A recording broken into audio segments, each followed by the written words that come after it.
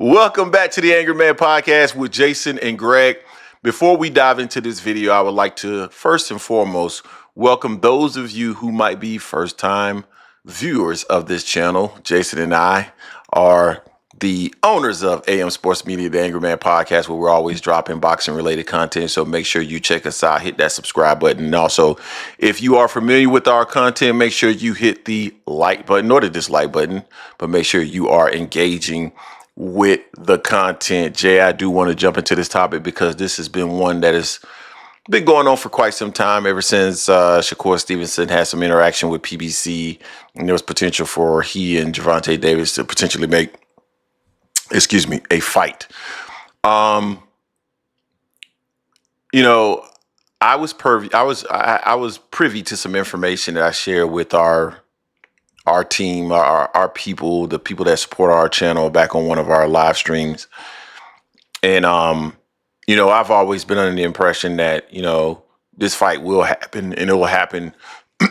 It'll happen when both Gervonta Davis and Shakur Stevenson feel that the fight will make the most amount of money. I've never been under the impression that Gervonta Davis is afraid of Shakur Stevenson. Quite frankly, there's no reason for him to be afraid. What is he going to do? Defense him to death? And I do not believe that Shakur Stevenson is afraid of Gervonta Davis either. But Shakur makes some of the most ridiculous statements that if you are a Gervonta Davis supporter, you can't help but to say, man, what is he talking about? This guy's ducking.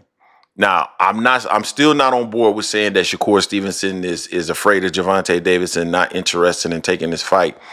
But when you make these kind of statements, it would suggest that you have no true interest in making this fight. You have no true interest in going down this path.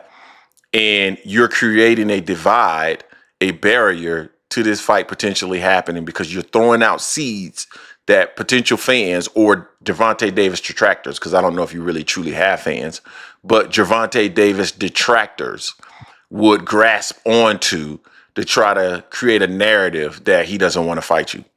Shakur Stevenson, Jay, had the nerve to say that Gervonta Davis need to come over and sign with Turki Alalshikh so they can make a fight. He said that as part of the Breakfast Club interview. I do not have it pulled up. Typically, I would pull it up and play it. I do know where it's watermarked, but I don't even feel like trying to pull it up right now. He said it. Here's the deal, and here's the problem with that. You know damn well that's not going to happen, Jay. He is signed with PBC, Amazon. They have a 6-fight deal, and he has already fought how many in that deal? Two. So that means he has 4 more fights. So even if he were to sign with Turki Alalshikh, which he's not, because Gervonta Davis is already on record saying that he doesn't have to go over there to make money, and that's the reason why those guys are going over there. But let's say he was willing and interested in doing that.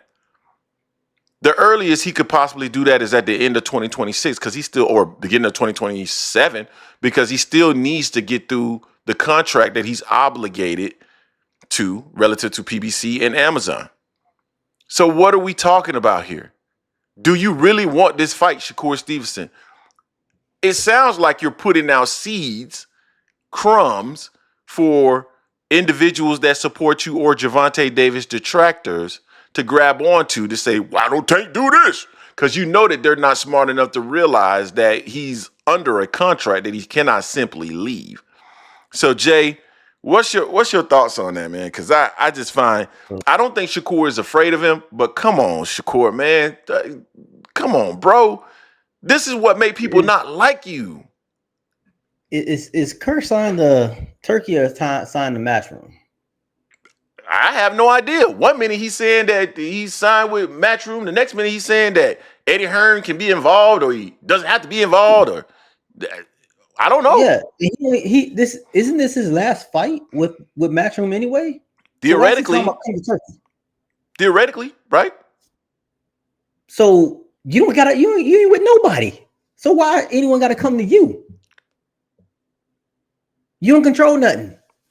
You admitted that Tank controls everything, but here you still tell him, come on, get on board. You know he don't like that dude over there. He don't like gobble. No one, a lot of people don't. That people that are really seeing a lot of stuff that's going on. A lot of people don't like gobble gobble. So nah, ain't gonna happen.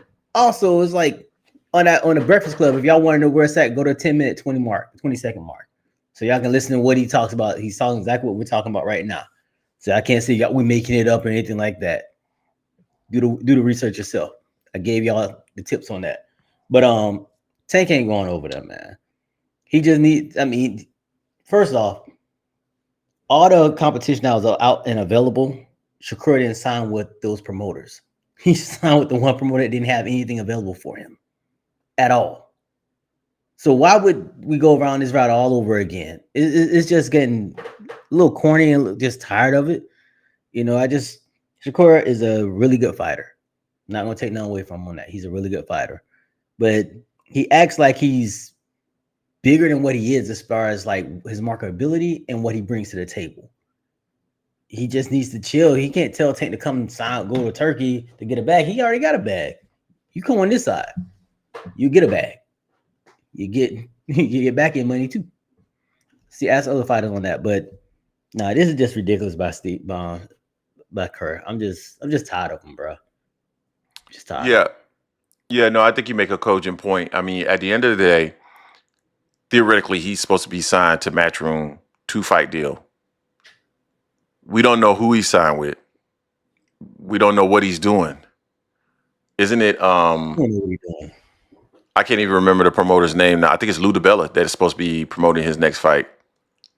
So, at worst, your contract should be up with Matchroom after this particular fight. So, if that is the case, you are the one that's the free agent. Why don't you just go over there and make a 1-fight deal with PBC? Because that's what they wanted initially, was a 1-fight deal. They were not interested in a multi-fight deal with Shakur Stevenson, per my sources. They were not interested in a multi-fight deal. So why don't you just go over there? You had your opportunity to go over there and get the turkey bag. You about to get 2 turkey bags. I ain't mad at that. Go get the money. But now that you've gotten your opportunity to get 2 turkey bags, why not then go over there and get that 1-fight deal or 2-fight deal, whatever it is they offer you, where you're going to make a nice chunk of change. But I'm going to tell you why he wants Gervonta Davis to come over there to Turkey. Because in a Gervonta Davis deal where it's a straight up deal, he ain't going to be able to get that same amount of bread that he would in a straight up Gervonta Davis fight, because he doesn't bring that. So, hey, man, what he's saying is, hey, man, let's go over here with Turkey and get overpaid so I can make money that I wouldn't make any other place because I don't put cheeks in seats. That's essentially what he's saying. Pretty much. So That's you exactly. guys, exactly. Oh, You guys man. let us know what you think in the comment section in regards to this. Shakur Stevenson is back at it again. Let us know what you think. Don't forget to hate, like, comment, and subscribe. This is the Angry Man Podcast, M Sports Media, and we are out.